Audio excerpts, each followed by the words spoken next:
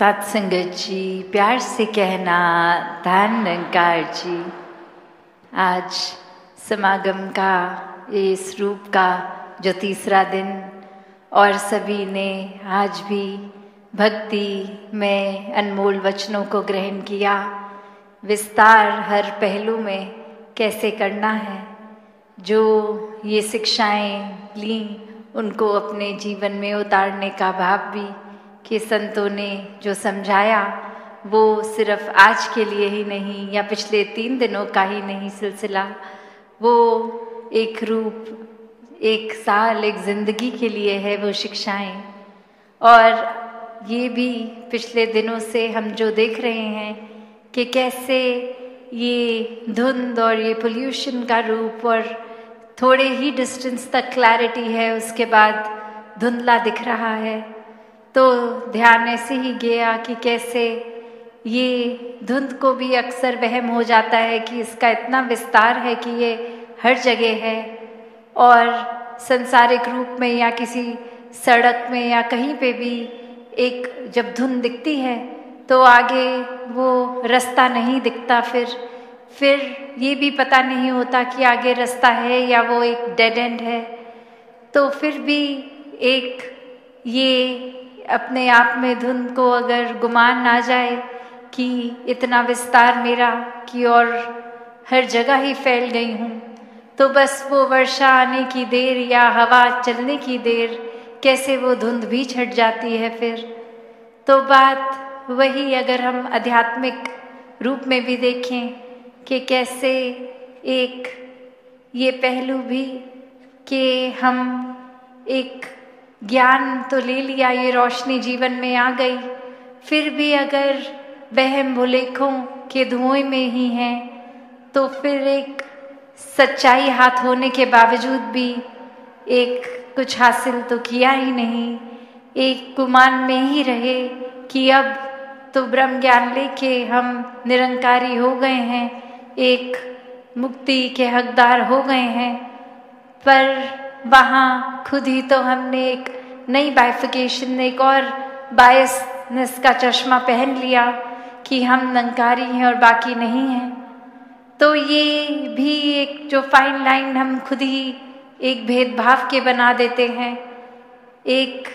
जहाँ पहले तो भेदभाव सिर्फ इंसान शायद जाति पाति के आधार पे बनाता था, पर आजकल तो कितनी और एक अच्छे स्कूल, एक सरकारी स्कूल, एक प्राइवेट स्कूल या फिर एक ग्रामर स्कूल, एक ऐसे अपग्रेडेड लाइफस्टाइल के ऊपर भी भेदभाव होने लग गया है कि हमारा जो पता है ये तो शहर का सबसे पॉश एरिया है, या कोई भी और एक नए नए तरीके कि कौन सी फ़ोन में ऐप है, कौन सा फ़ोन है, उस हिसाब से हम ज़्यादा श्रेष्ठ और अलग और अच्छे हो गए हैं दूसरों से। तो सिर्फ वो चाहे एक अब वो समय नहीं चाहे कि हम कोई जातियों में या फिर रंग नस्ल के आधार पे, पर ये जैसे जैसे ज़माना इवॉल्व हो रहा है ये नफ़रत करने के कारण भी और अलग अलग बनते जा रहे हैं। तो बात वही कि ये ब्रह्म ज्ञान लेकर भी अगर हम छोटी छोटी संकीर्णताओं में ही रह गए तो फिर ये रोशनी होने के बावजूद भी अगर धुंध है तो नज़र कुछ नहीं आना। तो ये एक परमात्मा का जिन्होंने जीवन में आधार लिया, उन्होंने ही अपने जीवन में हर समय के लिए ये सच्चाई का एहसास करते हुए सब खुद भी साफ साफ देखा है और ये भी इंश्योर किया है कि कोई और भी अगर इस रास्ते पे है तो उनको भी साफ साफ दिखे, वरना तो संसार में कोई ना कोई इंसान मिल ही जाएगा जो बहुत वहम और डाल देगा कि अगर क्लैरिटी खुद को है भी तो भी कुछ ऐसी बात कर देगा कि हम खुद ही कंफ्यूज हो जाएं, हम खुद ही एक अलग से ही ख्यालों में चले जाएं। एक कहानी भी इसी तरह कि कैसे एक इंसान जो एक अपनी बहुत ही सिंपल लाइफ में एक दिन अरदास कर रहा है परमात्मा से कि परमात्मा आप मेरे जीवन में आ जाओ, आपकी पहचान हो जाए। तो उस इंसान के पास भेड़ें थी, तो वो ऐसे ही बोलता है फिर कि आप आ गए तो ये जितनी भी मेरे पास भेड़ें हैं इनकी मैं खुद अपने हाथों से स्वेटर बना के आपको अर्पण करूँगा। और वहीं कोई पढ़ा लिखा इंसान आकर, जो उस तरह से बहुत ही ज्ञानी, वो आकर उसको समझाता है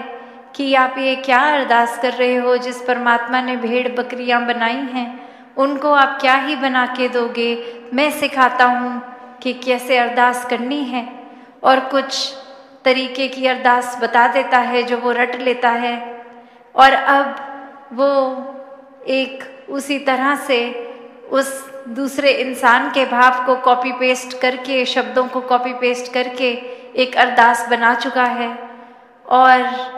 अब वो कहानी में जैसे आगे होता है कि फिर एक दिन परमात्मा खुद ही उस इंसान को जिसने सिखाया होता है कि कैसे अरदास करनी है, बोलते हैं कि तूने मेरे एक प्यारे भोले भाव वाले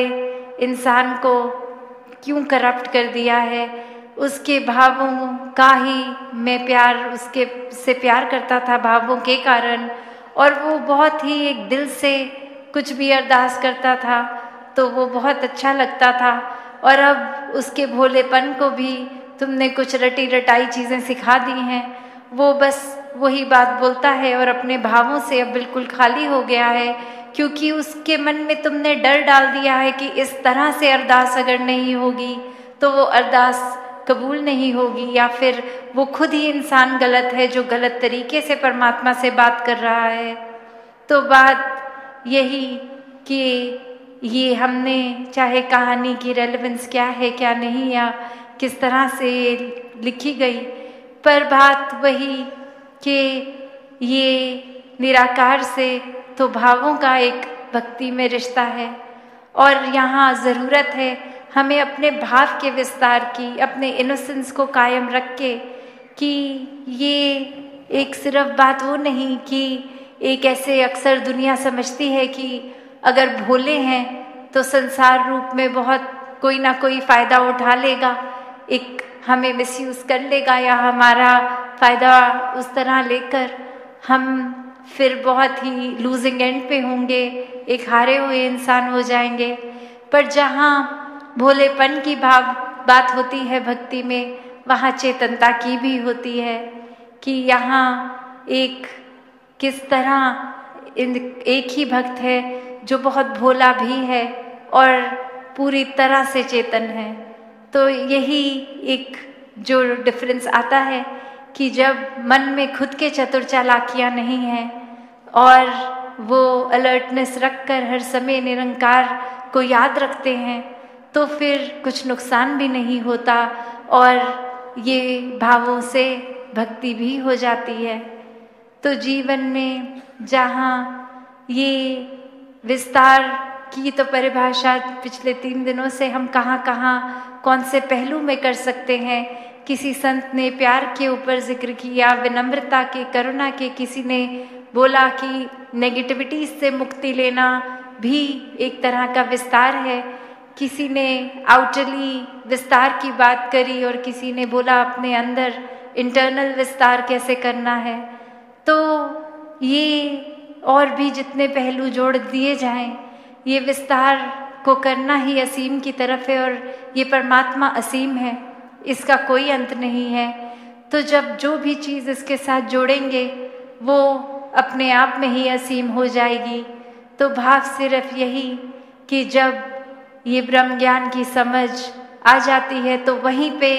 एक, जैसे दासी जिक्र कर रही थी कि वो धुंध के कारण एक डेड एंड ना फील हो, एक ये ना लगे कि अब हमें सब कुछ आ गया है,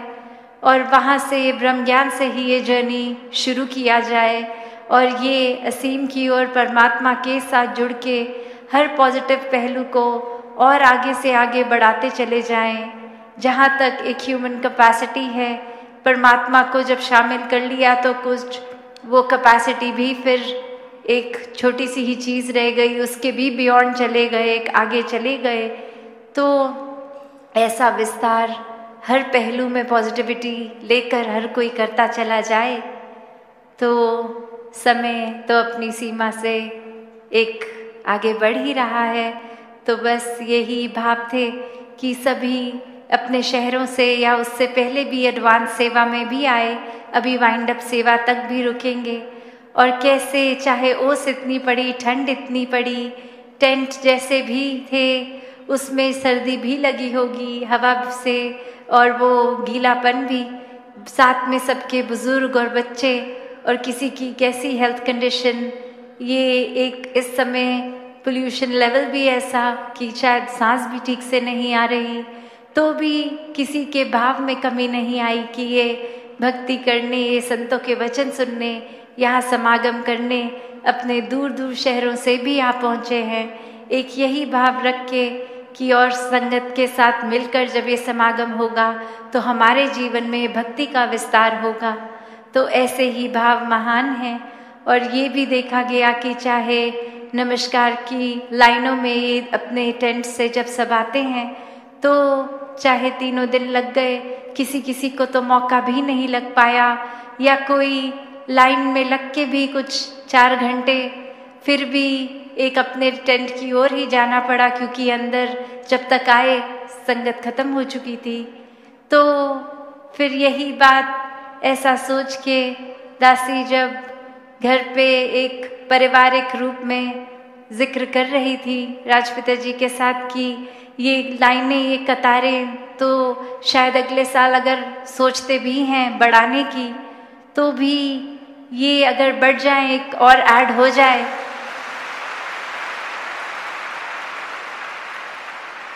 तो फिर ख्याल आया कि शायद ये ऐड हो गई तो जो लास्ट की लाइन होगी उधर अगर कोई बुजुर्ग होंगे जिनकी नज़रें ठीक नहीं, उनको शायद स्टेज की ओर क्लियर दर्शन ना हो पाए।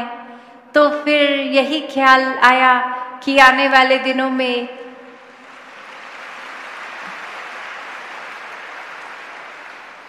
आने वाले समागमों में जल्द ही जैसे सबब बनता है तो समागम का एक दिन और बढ़ा दिया जाए।